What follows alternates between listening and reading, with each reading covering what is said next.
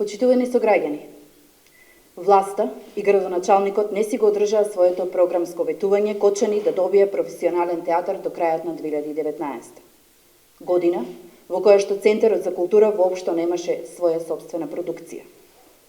Но исто така, година во која беше вработен режисер за чија што работа нема ниту еден вработен актер. Уште потажно е што на 60 годишнината од постоењето на Драмскиот аматерски фестивал немаше театарска кочанска представа. Се поставува прашањето зошто? Ќе ви одговорам. Затоа што се затворени вратите за оние кои сакаат да го негуваат аматеризмот. На чело се поставуваат некомпетентни кадри кои воопшто не го познаваат кодексот на културата и театарот. Овој град има дипломирани актери, режисери, драматурзи, но факт е дека тие луѓе својата екзистенција ја бараат во театрите низ државата, а не во својот град. Факт е дека културата им е на последно место на оваа власт.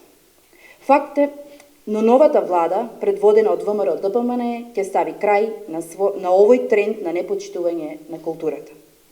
За таа цел, деновиве промовиравме мерки за спас на културата.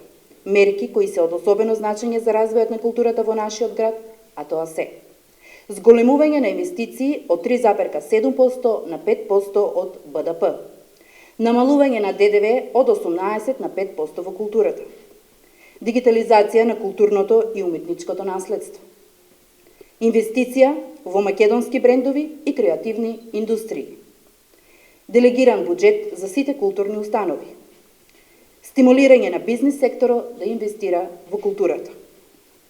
Ова се само дел од мерките кои ќе допринесат за обнова на културата во државата, но и во градот кој некогаш важеше за најчист град и град на театарот, но денеска за жал ги изгуби двата епитета. Време е да се стави крај на несовесното и неодговорното однесување на кадрите на СДС кон културата. Оние кои никако не можат да научат како да се однесуваат културолошки кон општеството и своите сограѓани.